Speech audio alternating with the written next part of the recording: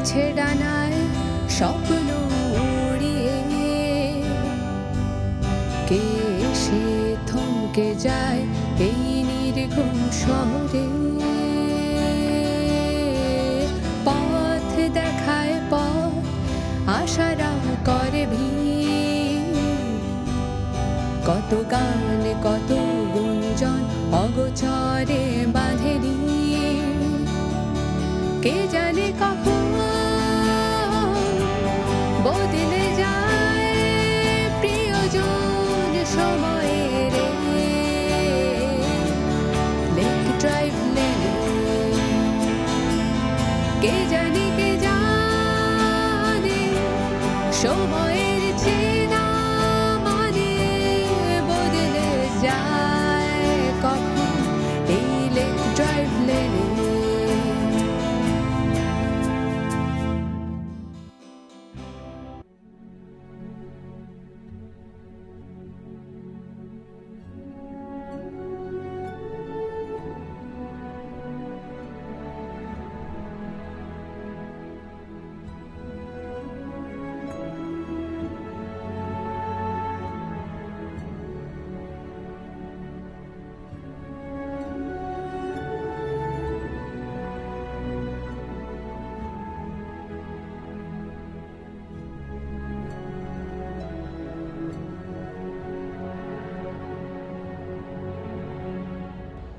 এভাবে কাউকে বিপদে ফেলে? ও বাবা, এখানে বিপদে ফেলার তো কিছু হয়নি। This is called business. মানুষকে বিপদে ফেলে অন্যায়ভাবে আমি কখনো বিজনেস করিনি। Your period is over. এখন আমাদের সময়। আগেকার মতো দাতা হাতেম তাই হয়ে এখন ব্যবসা চালানো যায় না। জায়েদ, ভনিতা না করে যে কথাটা বলতে এসেছো সোজাসুজি বলো। আচ্ছা, এখানে ভনিতার কথা কেন আসছে বাবা? জায়েদ, তুমি খুব বুদ্ধিমান, কিন্তু আফসোস সেই বুদ্ধিটা তুমি ভালো কাজে লাগালে না। আমি তোমাকে সরি বলতে বলেছি, তুমি সরি বলবে, ব্যাস।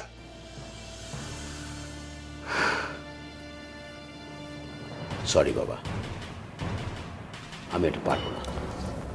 জায়েদ, তুমি কিন্তু অতিরিক্ত বাড়াবাড়ি করছো।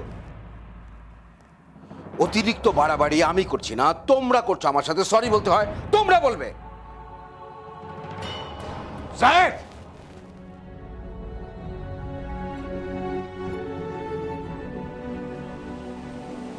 আমাকে মাফ করে দাও বাবা, আমাকে মাফ করে দাও। আমি অনেক ভুল তোমার সঙ্গে করেছি।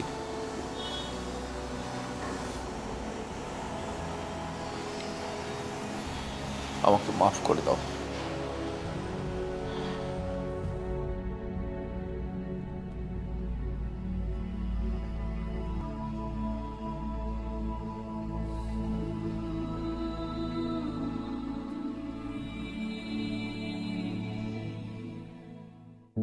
আবির,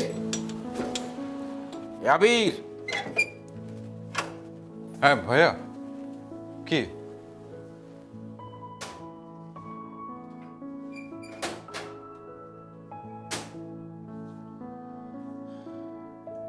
দেখ তো, এটা চিনতে পারিস নাকি? বের কর দলিলটা। হ্যাঁ, এটা ওই তো আমার সেই দলিল। সেই দলিল, যে দলিলটাতে, যেটাতে তোর সমস্ত সম্পত্তি আমাকে লিখে দিয়েছিস না? হ্যাঁ, কেন, কি কি হচ্ছে? কোনো ভুল না, সবই ঠিক আছে, সবই ঠিকই আছে, রাইট? আরে তুমি ভাইয়া এটা পুড়ে ফেলছো কেন ভাইয়া? আচ্ছা কি হয়েছে ভাইয়া? আমি কিছুই বুঝতে পারবো না ভাইয়া, কি হল? আচ্ছা মানে কি এটা?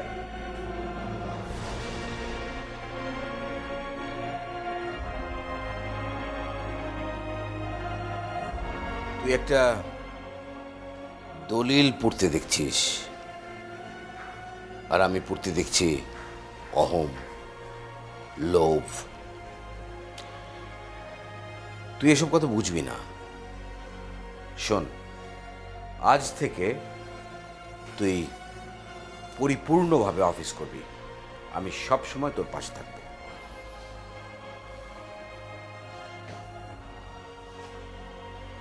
থ্যাংক ইউ ভাইয়া। আর আমি বাবার মতো কোনো ভুল করব না। আমি জীবিত অবস্থায় আমার সমস্ত সম্পত্তি 2 ভাগে ভাগ করে দেব। 1 ভাগ পাবে আমার সন্তান, আরেক ভাগ পাবে তোর সন্তান, যে ভবিষ্যতে আসছে। ডাক্তারের কাছে গিয়েছিলি? না, আজকে যাবো, দেখি কি বলে। একদম ভাবিস না, সব কিছু ঠিক হয়ে যাবে। তুমি দোয়া করো ভাইয়া। আর যাওয়ার সময় বাবা আর ছোট পাপার কবর দুটো জিয়ারত করে যাবি। আচ্ছা। আর তুই অফিসে গেলে রানীকে একটু আমার সঙ্গে দেখা করতে বলিস। আচ্ছা ঠিক আছে, তাহলে আমি গেলাম। তুমি যাবে না অফিসে? আমি কাল থেকে যাব। আচ্ছা ঠিক আছে।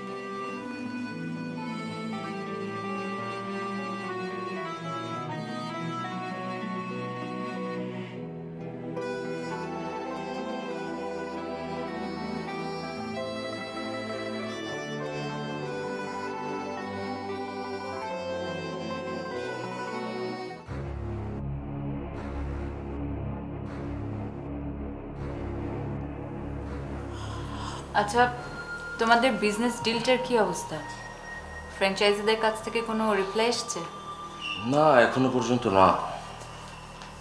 কি বলছো? 1 মাস হয়ে গেল, এখন পর্যন্ত কোনো রিপ্লাই আসেনি? না, ওরা বোধহয় আমাদের অফারের ব্যাপারে ইন্টারেস্টেড হবে না। রাজি হবে না মানে? তাহলে বিজনেসের কি হবে? কি আর হবে, বিজনেস করা হবে না। বিজনেস করা হবে না সেটা বললে তো আর হচ্ছে না। জামশেদ সাহেব তো একদমই নেগেটিভ কথা শুনতে চাইবে না। হ্যাঁ, সেখানে আমার কি করার আছে? সেই আগের মতো। আগের মতো? What's that? তোমার বান্ধবী নাবিলা আছে না, ওকে দিয়ে একটু বিবির সাথে কথা বলাবে, দ্যাটস ইট। ও রাজি হয় না। কেন রাজি হবে না? ওর এথিক্সে লাগে, আর বারবার আমি ওকে দিয়ে কথাগুলো বলাতেও চাই না। তাহলে তুমি ইনভেস্ট করো। আর ক্রেজি, আমার কাছে অত টাকা আছে। তাহলে কি আবিরকে বলবে? আবির কি বলবে সেটা বোধহয় আমি জানি। ও বলবে আমাকে কুইট করতে। তাহলে তুমি ওর ওয়ার্কিং পার্টনার হয়ে যাও।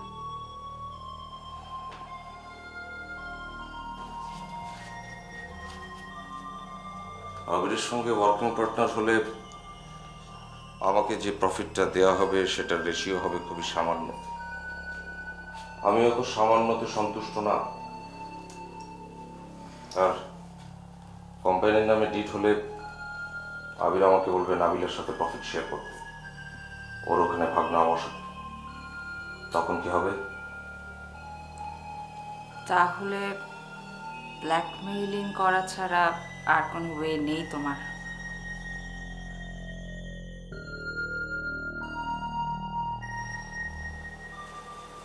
ব্ল্যাকমেইলিং?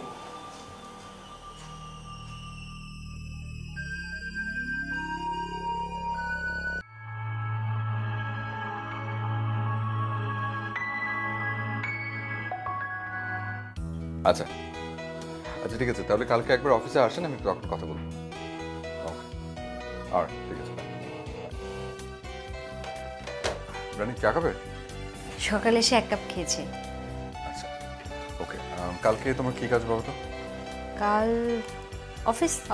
অফিসে, ওকে। তুমি কালকে এক ফাঁকে আমাদের বাড়িতে ঘুরে আসতে পারবে? হ্যাঁ পারবো, কিন্তু হঠাৎ কেন? জায়েদ ভাইয়ের সাথে একটু দেখা করবে। জায়েদ স্যার হঠাৎ কেন? আমি আসলে ঠিক জানি না, এটা জাহিদ ভাই তোমাকে বলবে। মানে আবির ভাই, আসলে এর মধ্যে এত কিছু হয়ে গেল, আমি জায়েদ স্যারের সামনে ঠিক, মানে আপনি কিছু মনে করবেন না, আমি ঠিক যেতে চাচ্ছিলাম না ওনার সামনে। শোনো রানী, জায়েদ ভাই চেঞ্জ দ্য লট। ওকে অনেক চেঞ্জ হয়ে গেছে এবং পজিটিভলি। ওকে মানে তুমি যেই জায়েদ ভাইকে চিনতে, উনি আসলে এখন আর সেরকম নেই, অনেক বদলে গেছে, অনেক। তুমি যাও ওনার সঙ্গে একটু দেখা করো, দেখবে একটা বদলে যাওয়া মানুষের সঙ্গে তোমার দেখা হবে। Okay, trust me. ঠিক আছে, আপনি যখন বলছেন আমি নিশ্চয়ই যাব। Thank you.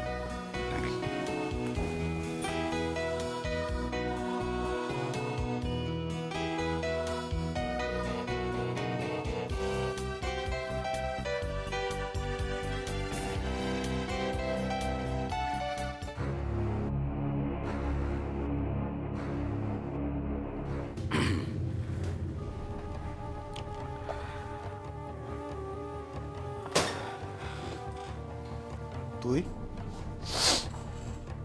হ্যাঁ আমি। আমাকে দেখে অবাক হলি না যে? না, তুই যে ছাড়া পেয়েছিস সে খবর আমি পেয়েছি। আমাকে জেলে ঢোকালি, এতদিন জেল খাটালি, তারপর আমি জেল থেকে বেরিয়ে এলাম, তো আমাকে একবারও দেখতে গেলি না যে আমি কেমন আছি, কেমন দেখতে হয়েছি, আগের মতোই আছি নাকি একটু রোগা হয়ে গেছি নাকি একটু মুটিয়ে গেছি, কিছুই তো দেখতে পারলি না। তোকে তো আমি অনেকদিন থেকেই চিনি, নতুন করে দেখার কিছু নেই। মানে মানে কোনো পরিবর্তন নেই আমার মধ্যে? না, স্বাস্থ্য তো একই রকম দেখছি, চেঞ্জের ভিতর যেটা দেখছি সেটা হয়তো পার্মানেন্টলি চশমাটা লাগিয়েছিস।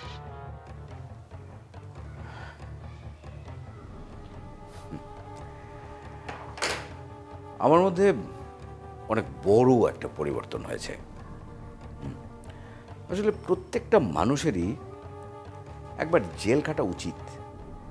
জেলে গেলে তার মধ্যে একটা পরিবর্তন হয়, সে নিজেকে চিনতে পারে।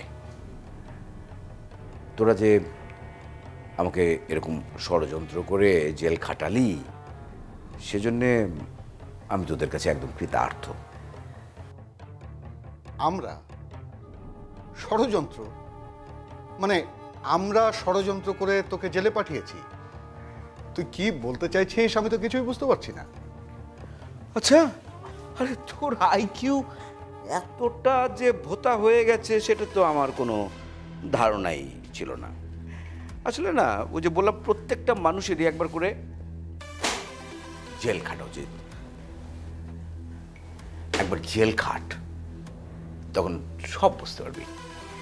আসলে হয় কি, জেলে তো মানুষের কোনো কাজ থাকে না, একা একা মানুষ বসে থাকে, মুরগির মতো ঝিমায়, আর তখন ওর দিব্য দৃষ্টি খুলে যায়।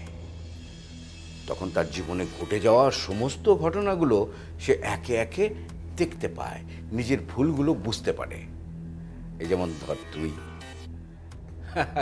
আমাকে দিয়ে একটা সম্পত্তির লোভ আমাকে দেখালি, দেখিয়ে আমার ফ্যামিলির বিরুদ্ধে আমাকে লেলিয়ে দিলি। তোর নিজের সেট করা রানীকে আমাদের ফ্যামিলিতে অ্যাপয়েন্টমেন্ট করিয়ে দিলি। আমাকে দিয়ে সৃষ্টি প্রজেক্টের তুই দুর্নীতি করালি, কোটি কোটি টাকা নিজে হাতিয়ে নিলি, আমাকে আমার ভাইয়ের বিরুদ্ধে দাঁড় করিয়ে দিলি। তারপরে আমাকে পুরো বাড়ি থেকে বের করে আনলি।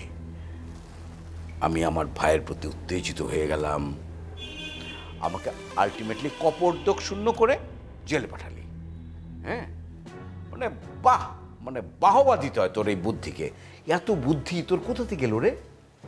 আর আমি যদি বলি আমি কিছুই করিনি, সব তুই করেছিস? হ্যাঁ, কিন্তু তুই যে বুদ্ধিটা খাটিয়েছিস সেই বুদ্ধিতে মানে আমার উচিত ছিল মাথা নত করে তোর কাছে আসা, কিন্তু সেটা আমি পারছি না বলে দুঃখিত। কারণ এত বুদ্ধি তোর তো থাকার কথা না। তুই তো বেসিক্যালি একটা গবেট টাইপের, গ্রাম থেকে আসা একটা লোক। তোর তো কোনো তুই তো একটা রুটলেস, তোর তো কোনো ব্যাকবোন নাই। তোকে আমি ছোটোবেলা থেকে চিনি, তোকে আমি কলেজ থেকে চিনি, তোকে আমি ইউনিভার্সিটিতে দেখেছি। তোর যে এই যে আজকের পসার, এই ব্যবসায়িক পসারের পেছনে আমার কৃতিত্ব আছে। আমি তোকে বড় বড় ক্লায়েন্টস জোগাড় করে দিয়েছি, তুই আমার উপরে নির্ভর করে বার কাউন্সিলের ইলেকশন পর্যন্ত করেছিস, কিন্তু বেসিক্যালি তুই তো একটা ব্যাকবোনলেস একটা মানুষ। তো আমার বিরুদ্ধে মানে জায়েদ রহমানের বিরুদ্ধে লড়তে গেলে তার তো একটা স্ট্রং ব্যাকবোনের দরকার হয়, তোর তো সেটা নেই।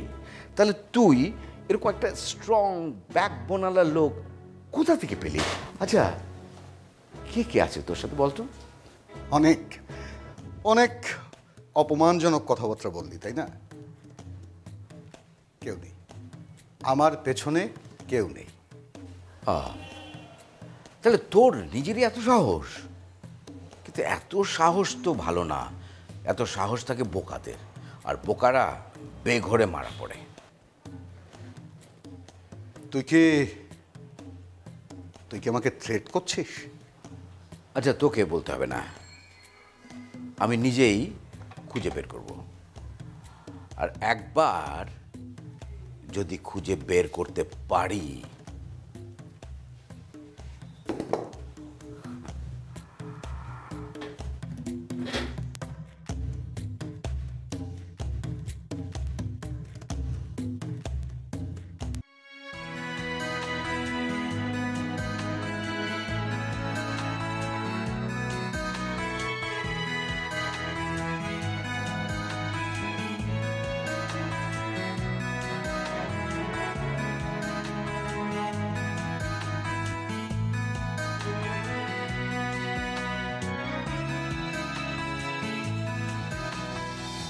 আপনি তুমি আবার বাসার কাজ শুরু করে দিয়েছো? শুরু করেছি। আমার এটা দেখতে খুব ভালো লাগে। তাই? কি অবস্থা? তোমার সাথে একটু ইম্পর্টেন্ট কথা ছিল, তোমার কি একটু টাইম হবে? হ্যাঁ, হবে না কেন? তুই জুস খাবি? না, জুস খাবো না। আচ্ছা বল, কি ইম্পর্টেন্ট কথা শুনি, বল বল। আপু, আমার তো আবির ভাইয়ের সাথে কথা হয়েছে। হ্যাঁ, আবির বলল তোদের মনে হয় ইনভেস্ট করতে বলেছে না?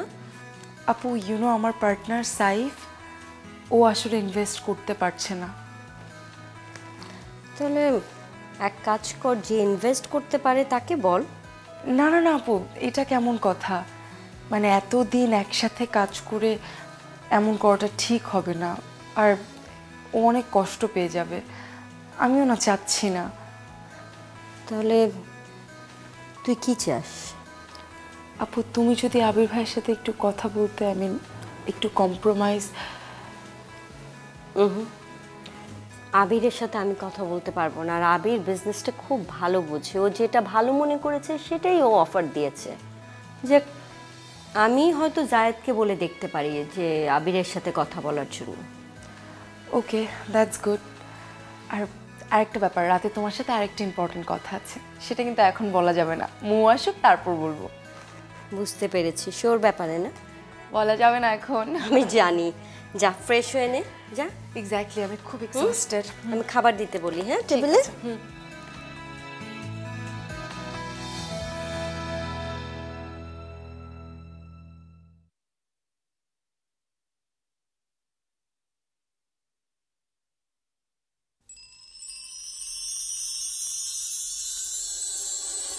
আপনি গত 1 মাস কোনো কাজই করেননি। আমি আসলে বেশ কিছুদিন সিক ছিলাম। আমার কাছে যতটুকু খবর আছে আপনি গত 1 মাস অফিসেও যাননি। আসলে আমার পার্সোনাল কিছু কাজ ছিল, সেগুলো নিয়ে একটু বিজি ছিলাম। শুধুই কি আপনি পার্সোনাল কাজের জন্য যাননি, নাকি রানীর ভয়ে? না না না, তেমন কিছু না। কফি খাবেন? No thank you. ওকে।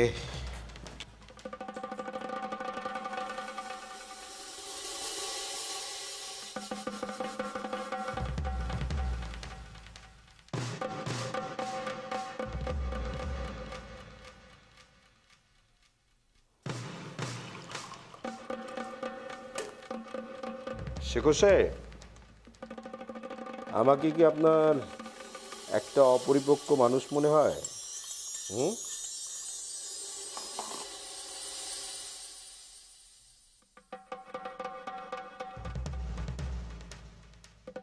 একদম ঠিক কথা বলেছেন, আমি আপনার ব্যাকআপ। এনিওয়ে, কিন্তু কোনো ক্রমে যদি আমার মনে না হয় যে আমি আপনাকে ব্যাকআপ দেব না, তাহলে আপনার ব্যাকআপটা কে? কে বলুন? চুপ করে আছেন কেন? না মানে আমি আপনার কাজ করে দিচ্ছি, আপনি আমাকে ব্যাকআপ দেবেন না কেন? রিপোর্ট দিয়েছে। হ্যাঁ, রিপোর্টটা কি? যে মানে রিপোর্টে হ্যাঁ, কি বলেছে?